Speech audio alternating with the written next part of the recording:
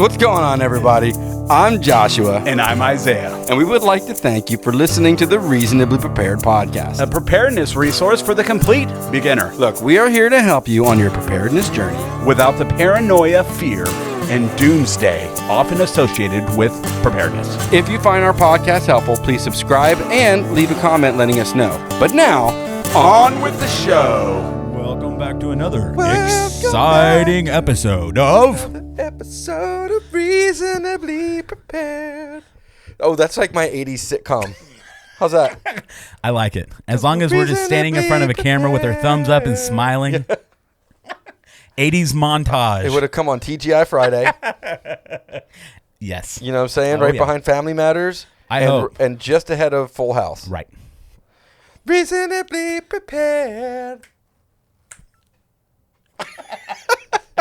What's up, everybody? Welcome back. I'm Joshua. We're back. I'm Isaiah. What's up, Isaiah? What up? Yes. Reasonably Prepared podcast. Thank you for, I almost said tuning in. Thank you for listening. Thank you for Thanks commenting. for coming back. Thanks for coming back. Seriously. Yeah, I hope we're not boring you to death. I hope you're finding this valuable information. I hope, if you're an extreme prepper or you're just getting your feet wet or you're just learning, we welcome all to the community. That's right. We're here to serve and love one another and learn and be on a preparedness journey that makes us all better human beings. Human beings. Human beings. And, wow. So today, first things first, just like every other episode, we're going to go through the formalities. Yeah. Hey, why don't you do me a favor and hit that subscribe button? It's right there. You're looking right at it. Yeah. Why don't you punch it like it stole your car, Seriously. or it stole your girlfriend Uh-huh. or your boyfriend, Get mad at it. Just click it real hard. Just smash that sucker. Yeah. Just go ahead and do that. The subscribe, whether you're on YouTube or anywhere you listen to podcasts. And then if you're a new subscriber, please tell us. Yeah. Leave it in the comments. Hey, guys, new subscriber. We'll shout you out. Yeah. We'll say, we want to respond, say, what's up? Welcome to the community. Hey, I love Kittens 92. Hey, what's up? What's up? I love Kittens 92. That's probably somebody's handle. Barry Picker. Oh my. Thanks for subscribing. We love that you're here. Turntable 769. Absolutely. Good job. Learning how to be better prepared and serve your greater community and not be dependent on a system that is fragile and broken and just not doing what it's, Free thinking. Yeah, some free thinking. Whoa. So today we don't have notes for today. We're just gonna have a conversation and It's off the old noggin. right off the old noggin because we were just sitting here talking about it. We're like, this is important. We haven't breached the subject yet, really. It's a little touchy. So yeah, because it's a polarizing subject, Yeah, right?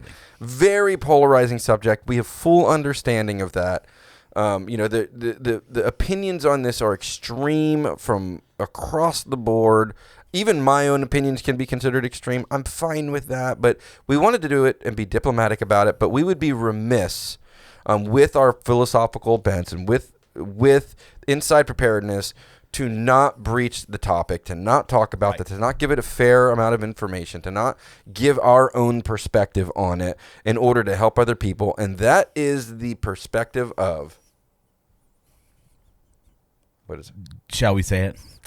Firearms. Gun ownership. Yep. Firearms. Buying firearms.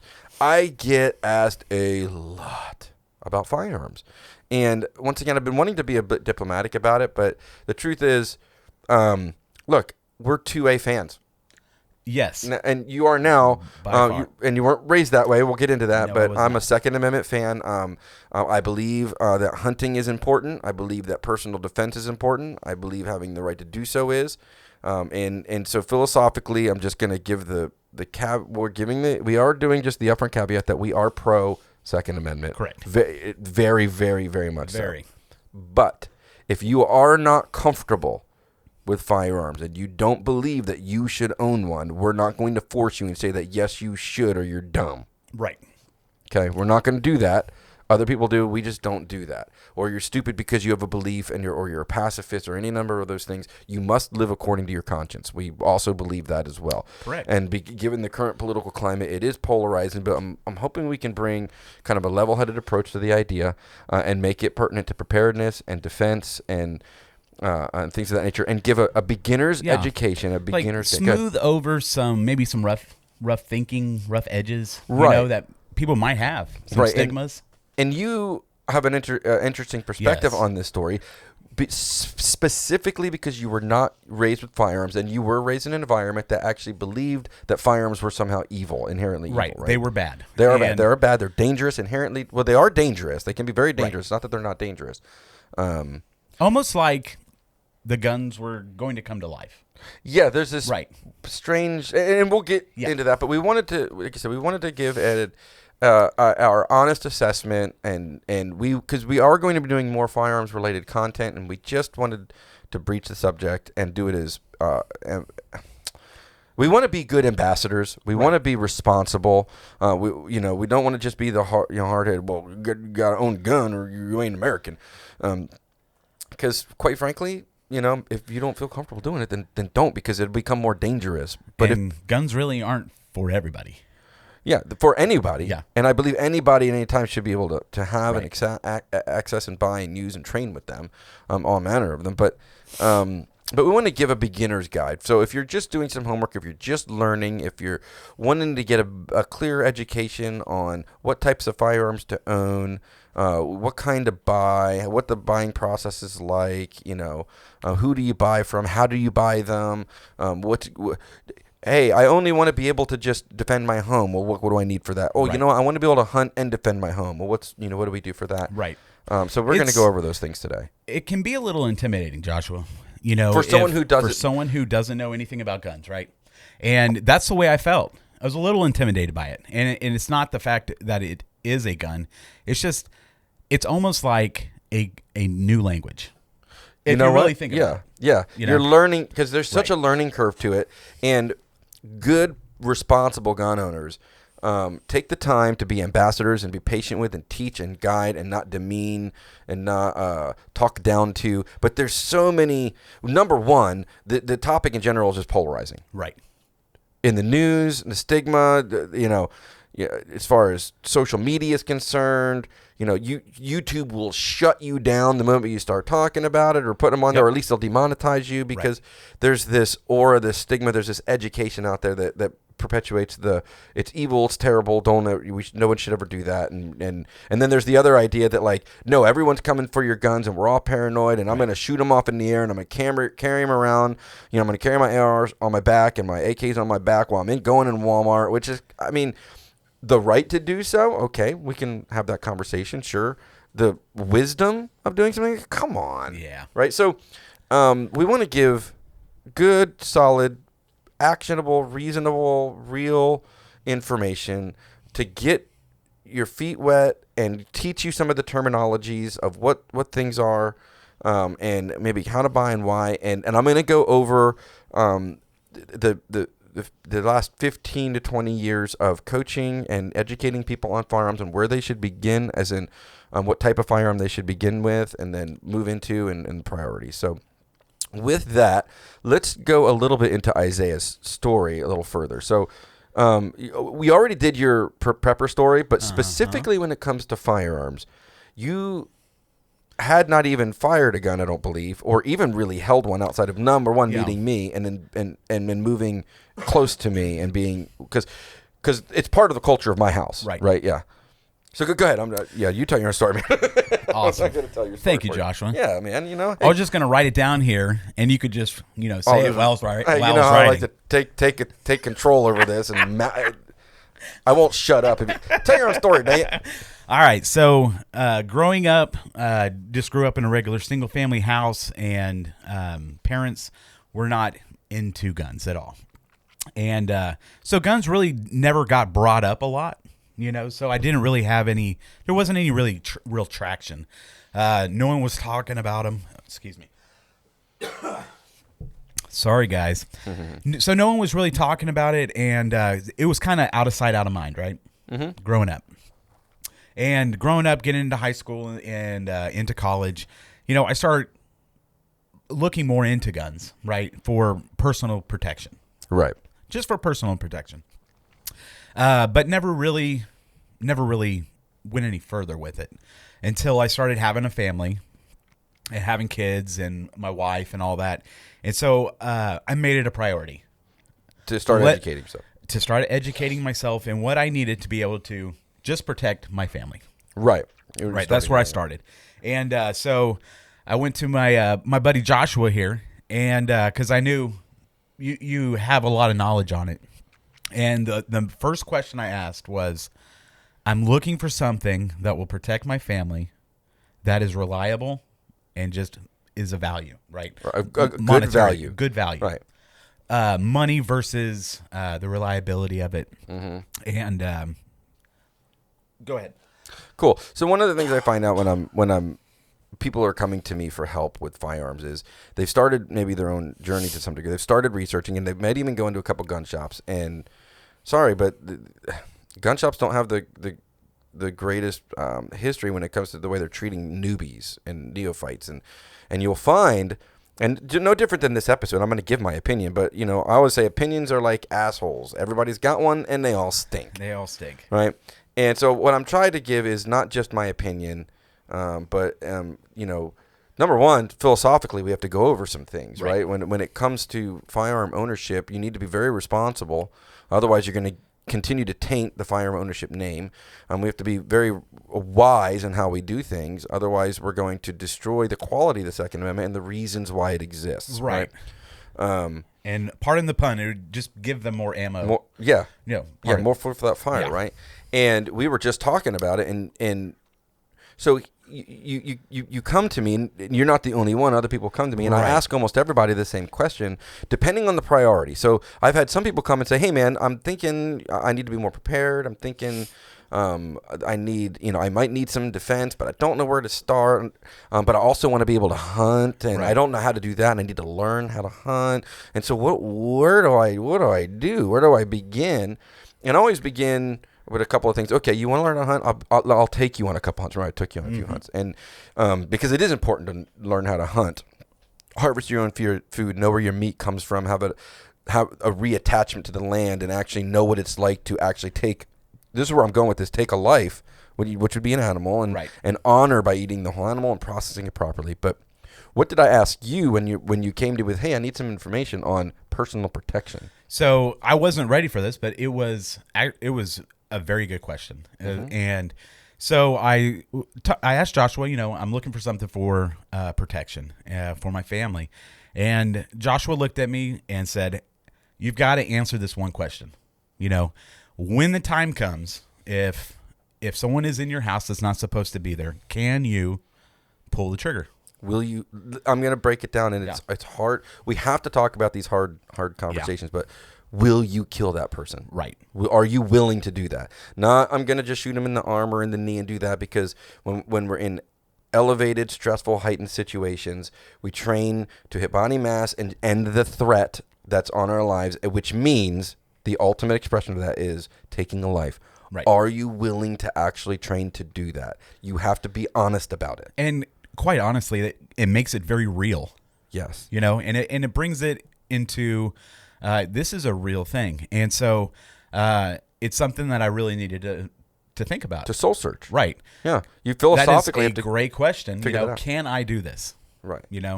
Especially with the way that I was raised, and so I did some soul searching, like you're saying, and I really had to make sure if this is the route I was going to go, that I could do it. Right. Right. Right. Because what happens is, let's say someone breaks into your home and they mean your family harm. I believe you have every right, and we should. Love protects. Right. Right. Yes. And as believers, as Christians, we know we do not murder, but we will also protect the innocent. Right. At all costs. At all costs. Right.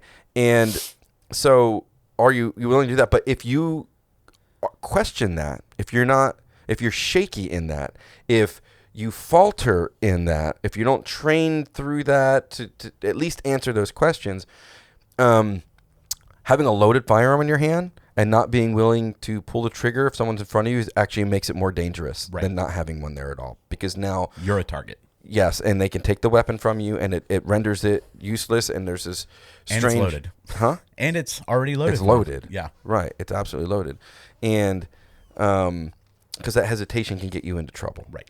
Okay, and it also becomes the platform for how you train and what you own and what you do. Right. You know, and because it makes it real, it makes firearm safety all that more important. Right. And that's another thing that you were saying as well. You know, if you have a firearm in the house, there's a lot of things that you need to make sure that you're doing. Right. Right. Right, and some of what we learn in the media and stuff like that is BS, and some of it isn't. So we'll break down some of that here, some of my perspectives. But So after that question that you asked me, Joshua, I went soul searching and I realized that I could, right? If it comes between me and my family and someone else, most definitely. So that's where I started. And I thought I was headed towards, handguns, but I started with a shotgun. yeah, you did. And I think it was a great way to get into firearms because the way that shotguns are designed, it's a more kind of like a point and shoot, right? To where an inexperienced firearm owner doesn't feel intimidated by it. Right, it is a big boom. Yeah. So you just still have to learn how to imagine it. You have to learn how to do Right. it safely. You have to learn how the gun functions properly. You have to become familiar with it so that you can be safe. Right. And it is a big boom, but it's a very versatile firearm. Right. So when people are coming to me, they're coming to me for a few different things.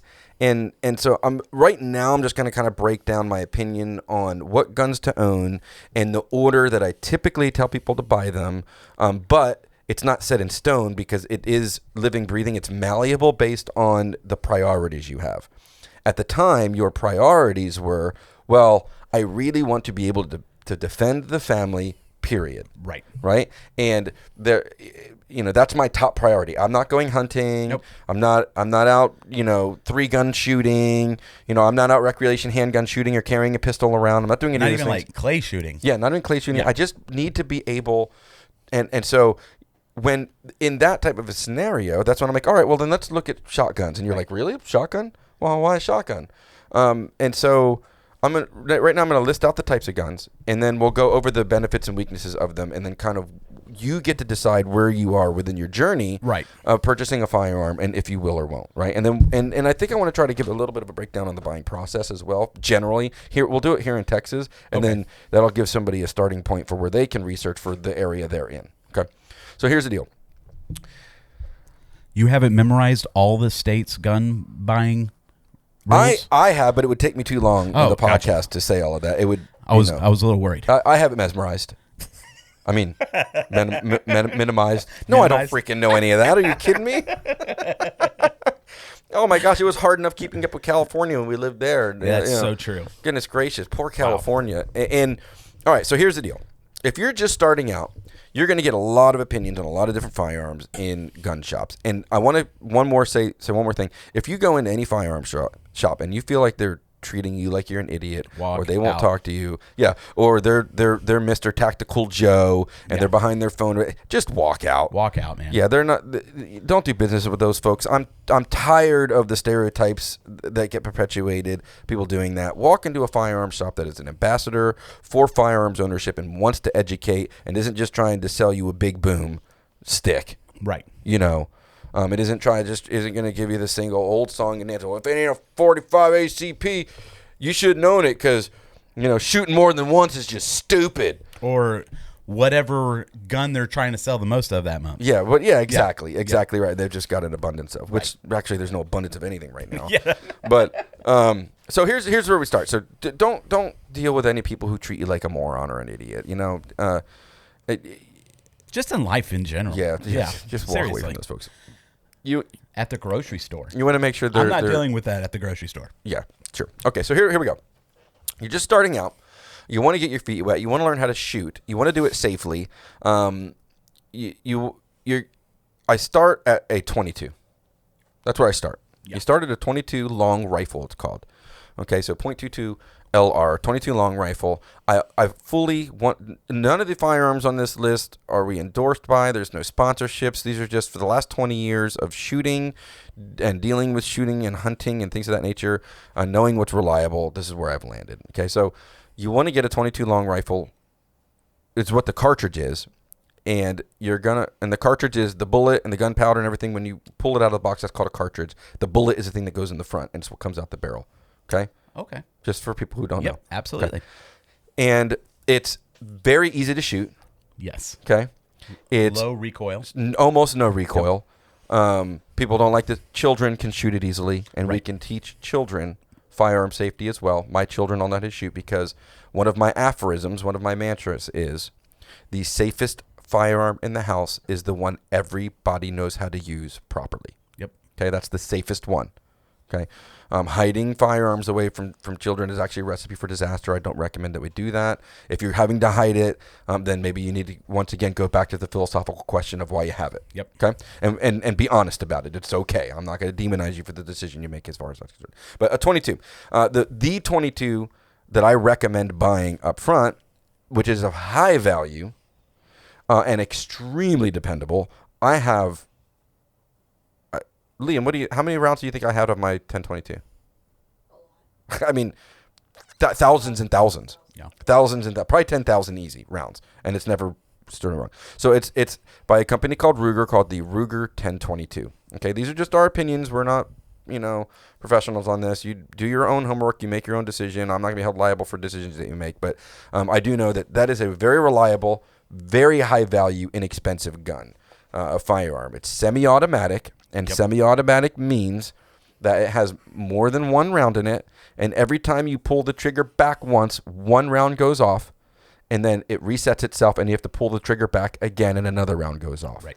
Okay, fully auto means if you suppress the trigger down, all the rounds come out, boom, boom, boom, boom, boom, boom, boom. One after the other. One after the other, and you just hold the trigger consistently. Semi-auto means you actually physically have to pull the trigger back to get each round to come out, to shoot. Okay, and to fire.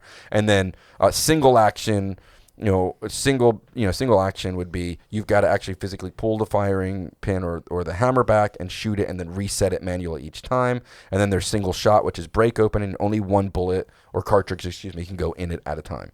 Okay, so you've got your single shots, your multiple shots, like your revolvers, things like that. And then you've got your semi-automatics, which are not clip fed, they are magazine fed. Correct.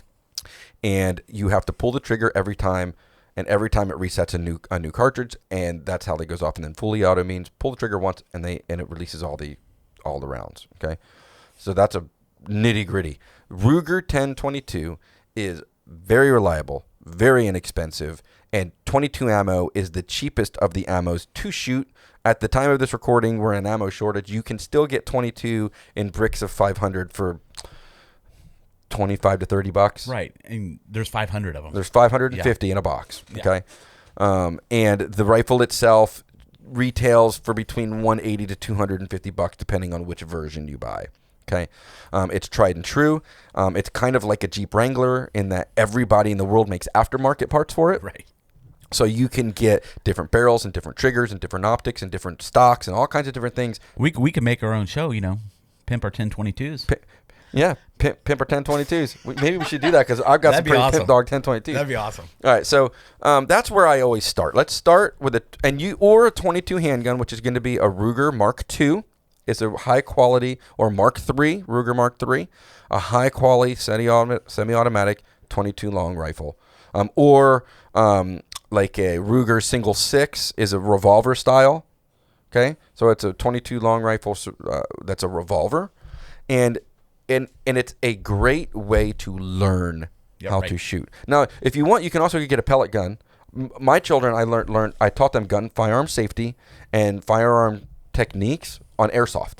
That's awesome. We treated airsoft as though it was a real firearm. We treated it that way. And you know what else we need to do on this one? Because we don't have any notes. We need to break down firearm safety rules. So look those up too. Okay. And so Ruger 1022 is a high quality, any of the Ruger stuff. And there are a couple other companies. There's Marlin. They make a tube. They make a 22. There's some lever action 22s, but the tried and true best way to go, quite honestly, is to just go get yourself a Ruger 1022. It's just going to work. They're fun too. Yeah, they're super fun to shoot. Actually, they're a lot of fun to shoot because how manageable they are. Right. And furthermore, they're actually a capable hunting cartridge for small game. Squirrels, raccoons, foxes, rabbits, things of that nature. There are survival 22s out there. I've got what's called an AR-7 by Charter Arms, and a couple other companies make them. Survival 22s. Don't recommend doing this. I've personally never done this, but there are stories of people taking large game with 22s. Really? Mm-hmm. By shot placement to the back, like in the ear or wherever they're doing it. I don't recommend doing that. I personally feel that would be an unethical way to do it unless I was in a utter devastating survival situation. But there's all matter of small game that you can feed on and hunt and learn how to hunt, and learn, like squirrels and rabbits, and then learn how to process that animal. It's a great weapon. It's a great, cartridge to learn on. Okay, and then you'll have gun shops. I've been there while gun shops have told people, no, you don't want a 22. You don't want that. That's not where you want to start because, it doesn't do enough damage. It's not going to kill a person, which is nonsense. People kill each other with 22 all the time. The human body was not designed to have anything coming at it that fast. Right. We're not designed to absorb bullets at all. Hold on a moment. Hey, producer Liam, or Elior, can you go grab me a glass of water, like a big glass of water? Oh yeah, because I can hear that. Sorry, everybody, but we're in my studio and life's happening. Life is happening all around us. I've got 4 kids and they're wonderful and awesome. But all right, so they're very capable to learn how to hunt with, learn how to shoot small game, and learn where your meat comes from. Right. Learn and get that back to that nature. So that's 22. Okay. The second firearm then that I recommend and talk people to is a handgun. Right. I then go from 22 to handgun, and this is the typical order. People are like, well, I'm gonna buy more than one gun. How should I do? In what order? This is it. And then, like I said earlier, after I give you the rundown of these, you decide where in that stream you want to jump into the mix, like you did. Yeah, you kind of have to figure out what your priorities are. Right. Yeah. So I recommend some type of handgun. And there are so many handguns in the world to choose from.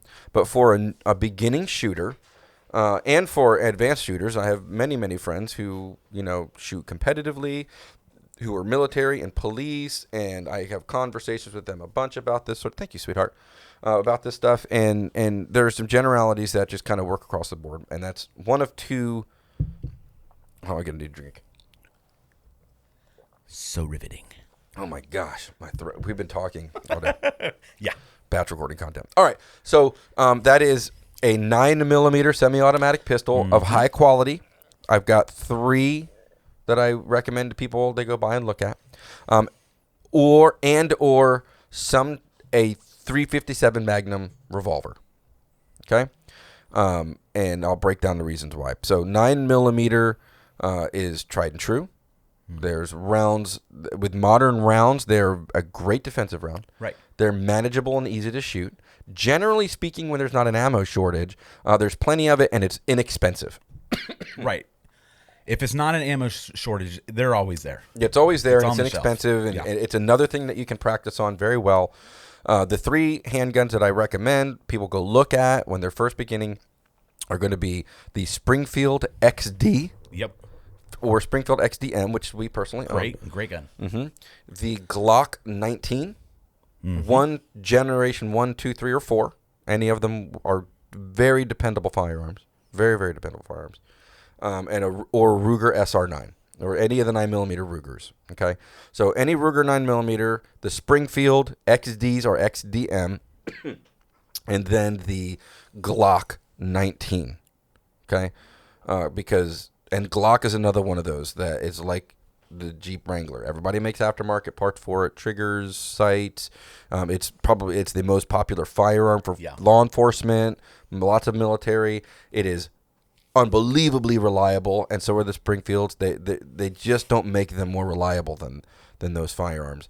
And then there's the revolver, and no. So once again, the 9mm are going to be magazine fed, and they're going to be multiple rounds, and they're going to have a learning curve and some amount of for new shooters. But the revolver, on the other hand, is very manageable. It only has 6 rounds in it, but what makes it's even more dependable because when you pull you either are pulling the trigger on it or you are not. Right. Right? Yep. Yeah, you are either, and every time you pull the trigger, it's going to shoot that round every time, no matter what. Right. It gets absolutely well. And once again, so will if you know how to use the firearm correctly, you have to, if you know how it functions, the semi-autos are going to do the same. These 9mm are all semi-auto, and the revolver is not a semi-auto. Excuse me, not in the kind of traditional sense of the word. So what's great about the 357 Magnum revolver is, and Ruger SP101 is any of the Ruger revolvers, 357 Magnum. Smith & Wesson makes great ones. Springfield, no. Yeah, I would just move, Springfield, not Springfield, goodness gracious. Smith & Wesson, for goodness sakes. I personally would steer clear of the Taurus ones, but hey, there are people who own them. And what's great about them is they're manageable, they're comfortable, they have plenty of knockdown power. You can hunt with them, you can defend with them, and the 357 Magnum will also shoot the 38 special cartridge. Right. So the one gun will shoot multiple cartridges. Also, here's another side note: the Glock 19 has accessories that you can shoot 22 out of it. Oh, nice. So you can buy a whole new upper slide assembly for it and a new magazine. I don't know, they're a couple $100. Yeah. And it turns your 9mm into a 22 also, and now you've got the best of both worlds there. Nice. Right? So that's why I recommend that firearm as well. And then a 357 Magnum revolver. And for personal defense, for home defense, they're very safe. All of these guns are super duper safe. The Springfield has 2 safeties on it. Yeah, and they're not click on off button safeties. Right.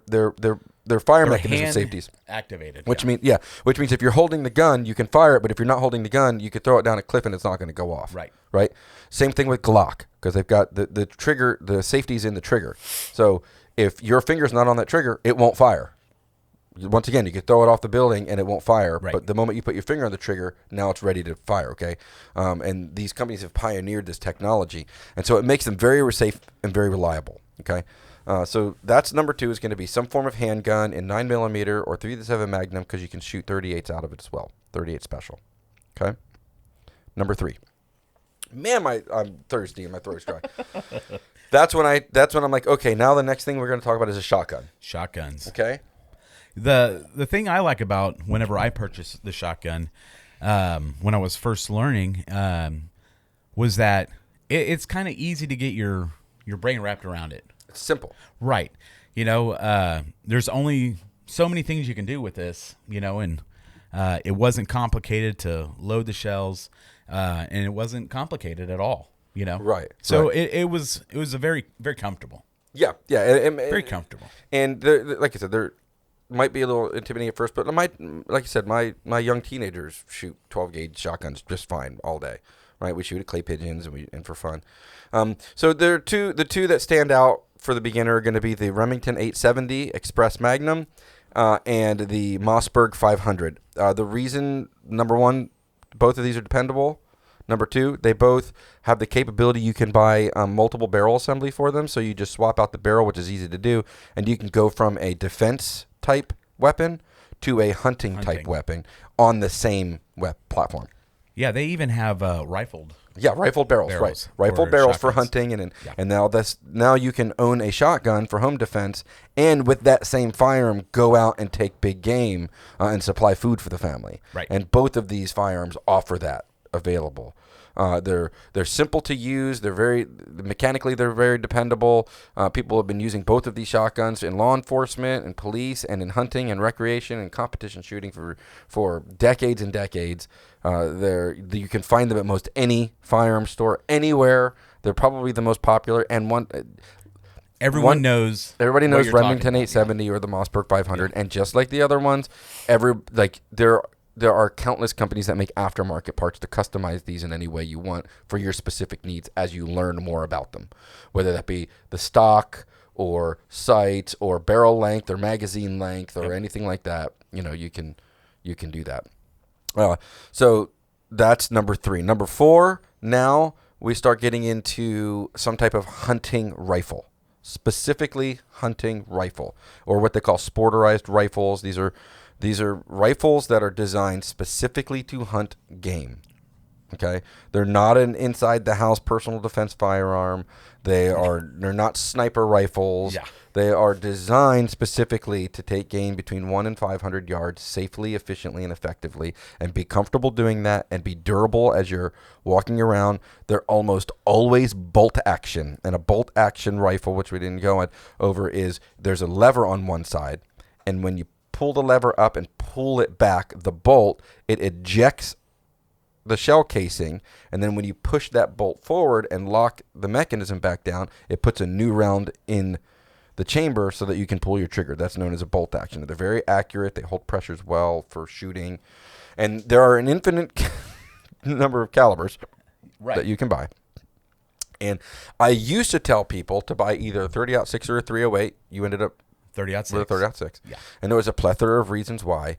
And 10 years ago, those reasons were viable, but those reasons have all but gone out the window at this point. With the current political climate, with everything that's going on, that I used to say, well, they make tons and tons of military surplus 30-06, and you can find 30-06 in a little mom and pop shop at a ammo or at a bait and tackle shop in the middle of nowhere usually. So it's always good to have because it's so common of a round. It's too big for some things and too small for other things, which makes it just about right for everything. Right. But all of those things are just gone and out the window. Yeah. You can't find any ammo anywhere at any time at this point. And when you do, it's few and far between. And there's some other cartridges that have come out and gained popularity in the last number of years that I think for new shooters, new hunters, are ballistically and are superior. Okay? And so now, yes, if you have a 30-06, awesome. If you have a 308, awesome. Yep. I have 7mm Remington. I have 7mm Magnums, and my son shoots a 7mm 08. Awesome. But if you're just new to shooting and you want something that's going to be what you want, is something that's going to be manageable to shoot, so that you're not afraid of it. It's going to be very accurate. It's going to be very dependable, and it's going to be very capable when the bullet hits the target. It kills the animal as fast and efficiently as possible so nothing suffers and you get what's called an ethical kill. Right. Okay? And that round is the 6.5 Creedmoor. And Ruger American, Savage Axis, Weatherby Vanguard, but really those other two, really the first two are the top dogs for me, are the Ruger American and the Savage, any of the Savage arms in 6.5. We are not sponsored by anyone. No. Yeah. And trust me, you talk to ballistics gurus and gun nuts and everything, and they're going to have every opinion in the world on this. Oh, and yeah. I'm sure open up a can of worms by even giving an opinion on it. Yeah, no shortage on opinion with people on ballistics. But I have learned that when I'm helping and educating brand new shooters, brand new to this, these are the firearms and cartridges and calibers that really work well for learning and training, but still offering high value and high capability. Okay, so that's the Ruger American, and that isn't, the cartridge is called 6.5 Creedmoor. It's a 6.5 millimeter bullet going really fast, coming out of a, and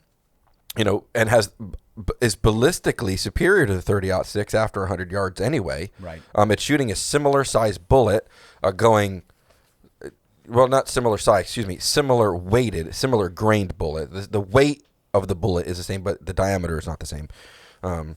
And it's going very fast, and people effectively very well take very large game with this, but anything deer-sized, from coyote to deer-sized, and even, mule deer-sized, but people one-shot, one-kill elk all the time with this gun at 350 yards. I've watched it happen. Yeah. Okay? And so it's a very capable cartridge, and it has half the felt recoil of a 30-06. Literally half of a 30-06. My, a 10-year-old could hold it and shoot it accurately and properly. Okay. Another good hunting cartridge for just hunting, for depending on where you live, is going to be a lever action 30-30. Okay, by either Remington or by Marlin. Remember 30-30. And once again, this is not exhaustive. There's a billion of these in the world. And we just went over 30-06, 308, 7mm Magnum, 6.5 Creedmoor, 7mm 08, 270 is like the ultimate deer hunting cartridge. I mean, everybody's been shooting. People have been shooting deer forever with that. I'm just trying to approach this from an accessibility standpoint, and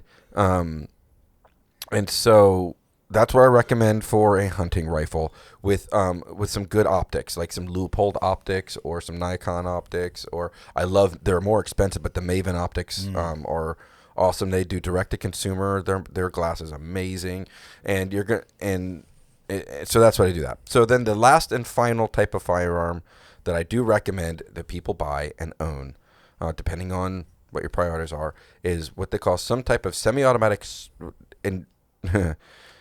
sporter rifle, in short terms, an AR-15. Yeah.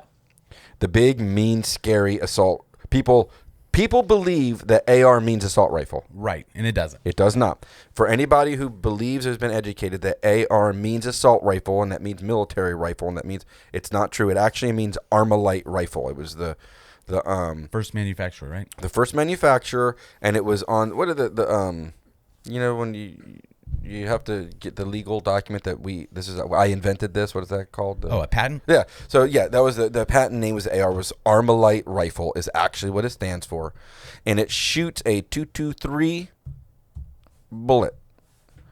Okay, so 223 cartridge is what it is. It will hold 10, 20, 30 rounds. They are the easiest rifle in the world to shoot. They are very, very accurate, very, very dependable. But the reason they're last on the list is, number one, because of the stigma. Number two, there is a learning curve with them.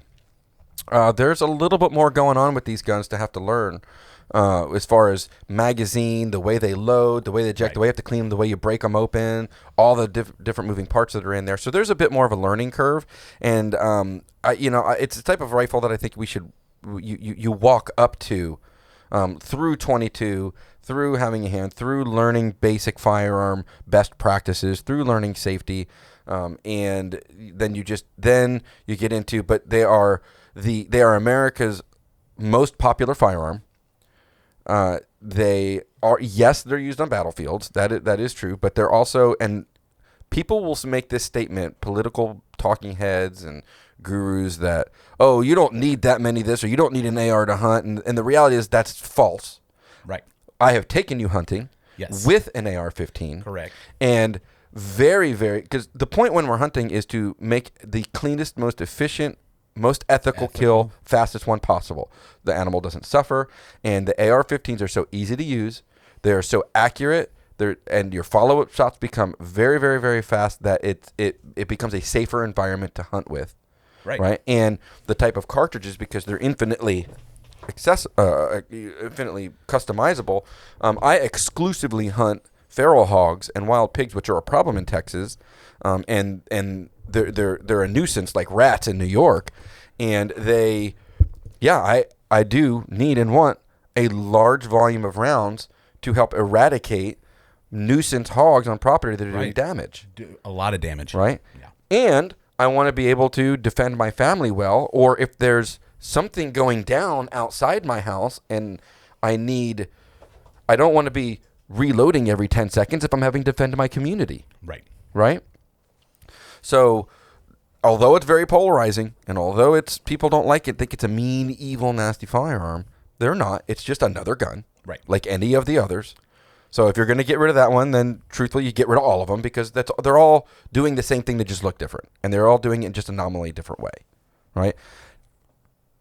Hear me, I don't want to get rid of guns. I wasn't saying that. I'm trying to make the point that people who are zero in on one but leave others speak that into existence. Yeah, it's unwise. Now, so that's it. Those are the tiers in the nutshell of things we should own. Smith & Wesson M&P, You can buy a good entry level AR for like $500. Right. Well, you could. Used to. Everything right now is in upheaval, but generally speaking, in normal times, you can, and they're good. They are good rifles to have. Isaiah here, I took him on his first pig hunting trip a number of months ago with his first AR rifle. My first AR. And the very first day, The day that I got it. I took him on his very first day hunting trip, and you got your my hog. You got your very first hog. Very first hog. And your family is well fed. Absolutely. And and so it's just less meat you have to buy. Right. You know, and it's better meat. Yep. Because, I mean, it doesn't get any more organic, hippie meat than going out and getting it yourself from out in the woods, right? So that's the firearms in a nutshell. I want to go over two more things before I close this out. The second one, because I don't want to get too overly political and saturate the conversation with every debate that's already happened. But I do want to say, once again, you need to live according to your conscience. And if you're not comfortable with firearms and you don't feel that you should have one because maybe there's some mental instability there, maybe you're just uncomfortable with it, maybe philosophically you're not going to use it for the things we're talking about between hunting, and then that's okay. Yeah. But please, I'm asking respectfully that you don't force your conscience on us. On us. Right? And when people do commit crimes in general, whether it be with a firearm or not, let's prosecute them to the full extent of the law. Right? That's what it's there for. That's what it's there for. And yes, let's all of us who are firearm owners be as diplomatic, as ambassador, as generous as possible so that we don't continue to create stigma. Okay? Colin Noir, whatever his name is, has a great video on why people don't like firearm owners. And because all we do is talk about them. Oh, yeah. And we're constantly trying to educate because there's so much miseducation out there. We're trying to, and it becomes really annoying, right? I get that. I totally get that. I do.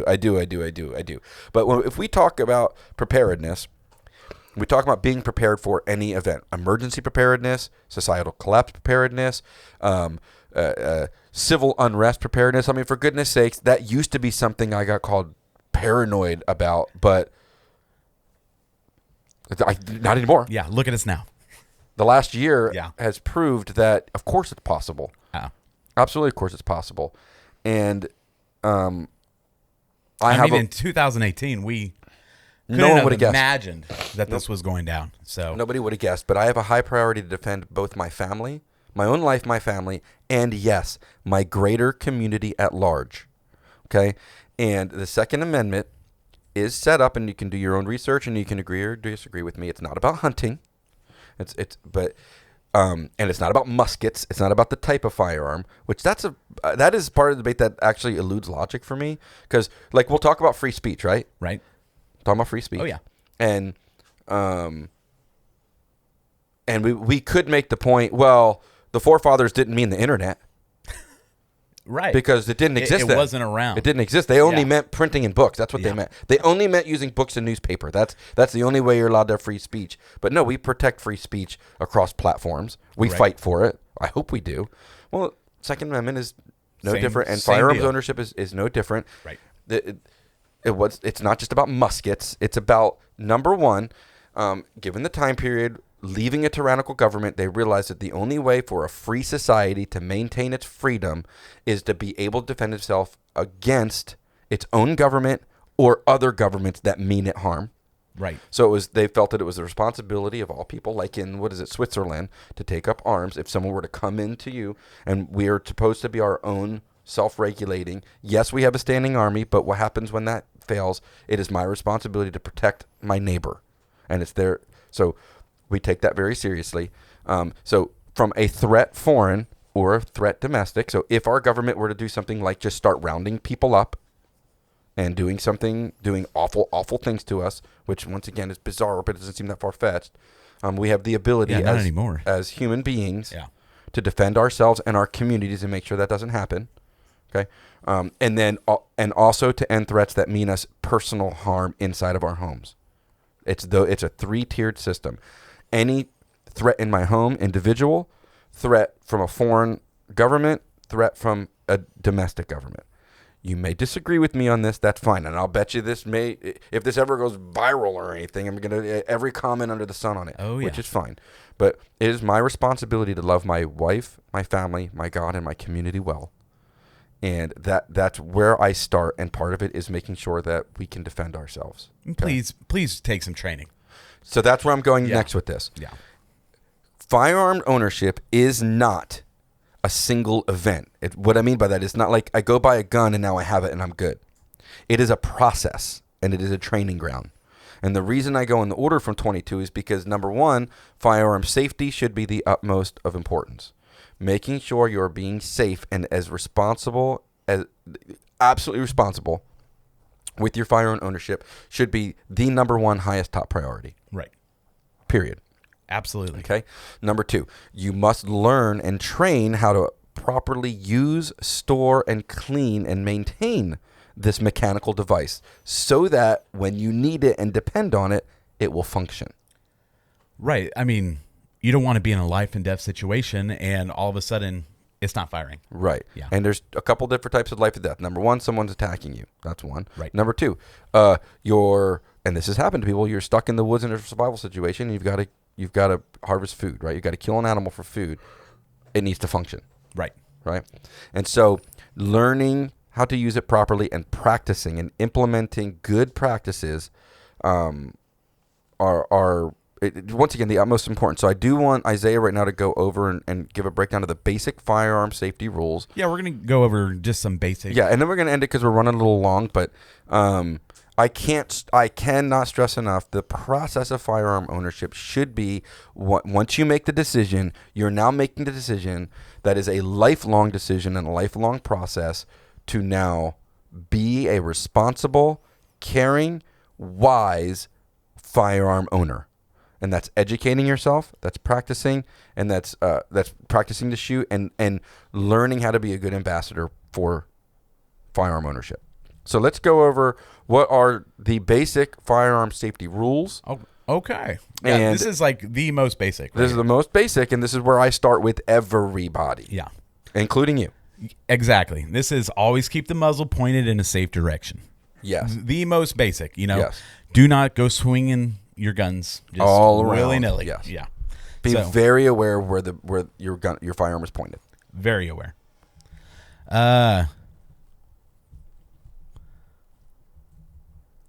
Don't rely on your gun's safety. Right. Right. Always act like it's live, right? Mm-hmm. Don't just rely on mechanical features of something. Right. So, yeah, exactly right. So what it's saying is a lot of guns will have safety switches on them. Right. And it's saying don't just leave them lying around with the safety on thinking that the gun is now inert, because it isn't. Right. I have one of the statements we make with our children and when I'm training new people is every gun is loaded, even if you think it's unloaded. Treat every firearm all the time as though it's loaded. Even if you believe or know that it isn't loaded, it's always loaded. So you treat it as though it is. Period. Right. That's super duper safety. Another very basic gun safety is use the correct ammunition. Yeah, don't be putting, a rifle cartridge rounds in a handgun or right. 45 in a 9mm or things like that. Or 10 gauge and a 12 gauge. Right, exactly. Yeah. You'll use the ammunition that the firearm is designed to use. Yeah. Also, another basic one is that if the gun fails to fire, don't freak out. Right. Don't freak out. Mm-hmm. Just handle it with care, unload it, and you're going to be fine. Yeah, keep going. Be sure the barrel is clear of obstructions before shooting. So especially if you have a misfire or anything like that, you want to make sure that there's nothing stuck in the barrel, and which could cause some tragic or very scary situations.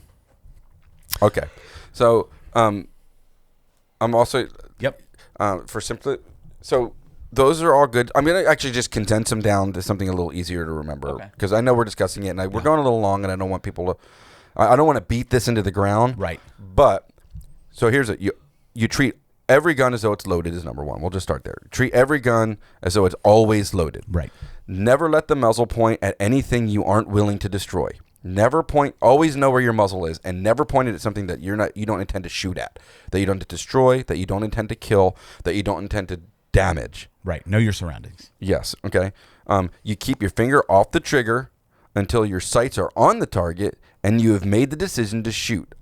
This, man, if I had $1 for every time somebody in Hollywood or somebody on the internet posted a picture where they were holding a rifle or a gun or something like that to show it off and their finger was on the trigger. Yeah. Oh my gosh. God, that drives me insane as a safety guy. Absolutely. Because it's so dangerous. You do not put your finger anywhere near the trigger. Your index finger, your trigger finger is your safety. Okay? And you don't put it on the trigger until you have got your sight, your targets on what you intend to shoot, and you're ready to shoot it. Then you put your finger on the trigger and shoot it to be extra safe.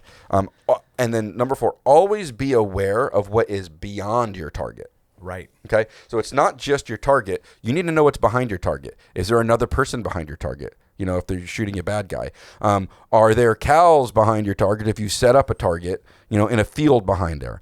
Is there a berm behind it? Is there, like, literally, because, oh, man, I've seen people do some dumb stuff. Is there a neighborhood behind your target? Right. You know? Are That's there bad houses? news. Yeah. Always know what is beyond, and I'm talking about beyond for, like, for miles. Right. You know, a mile. You want to make sure that that bullet isn't going to travel somewhere that's going to be devastating to someone else. So all guns are loaded. Always point the muzzle in a safe direction. Never point it at something unless you intend to destroy it. You keep your freaking finger off the trigger until you're ready to actually pull the trigger and fire at something. And you be sure of your surroundings and what's beyond your target. Right. You know, those are kind of the basic universal rules. Yeah, and you can put these whenever you're training, like at a gun. Yeah. Whenever you're at a gun range, and Yeah, and gun ranges, okay, I'm sure maybe somewhere there's an outlier, and they're not. But every gun range I've been to, they are super strict on safety. Super strict. I mean, every one I've ever been to. Right. And so, if you believe that they're just willy-nilly free-for-alls, you don't know. You've never been to one. Yeah. They are militant strict at And they should be. And I've probably been to 50 gun ranges. I think they life. should be. So Right. keep everybody safe. Right. Exactly. So from a prepper standpoint, we are going to do more firearms related content, but we wanted to just breach the subject in this way and have a conversation about it. If you disagree, fine. And of course, you can't make everybody happy. We get it. Yeah. But we hope it's at least, and if you've got any specific questions about firearm safety, firearm learning, who to learn from, what other guns firearms to buy, please feel free to reach out and ask. Leave it in the comments. You can email us at reasonablyprepared@gmail.com. We'd be happy to point you in a direction. As a channel, we are forming relationships with some firearms manufacturers and accessory companies and things like that. We have equipment that we use, that is tried and true and dependable. We're going to be doing reviews on them, and we can fully recommend. And for me, this would be, 20 years of shooting and hunting experience. For Isaiah, it would be the benefit of going from being a neophyte, we'll call it, not to disrespectful, but a neophyte What'd you call me? Noob, knowing nothing and having some beliefs that maybe weren't necessarily true at the time based on how you were raised. And he's got a really good perspective there. So it makes him very level-headed and even-keeled and able to give good information and help out as well. I hope you have found this valuable. I have. You have? I definitely have. Sweet. And thanks for showing up, guys. Yeah, thanks for showing up. And once again, just because you're prepared doesn't mean you're paranoid. Boom.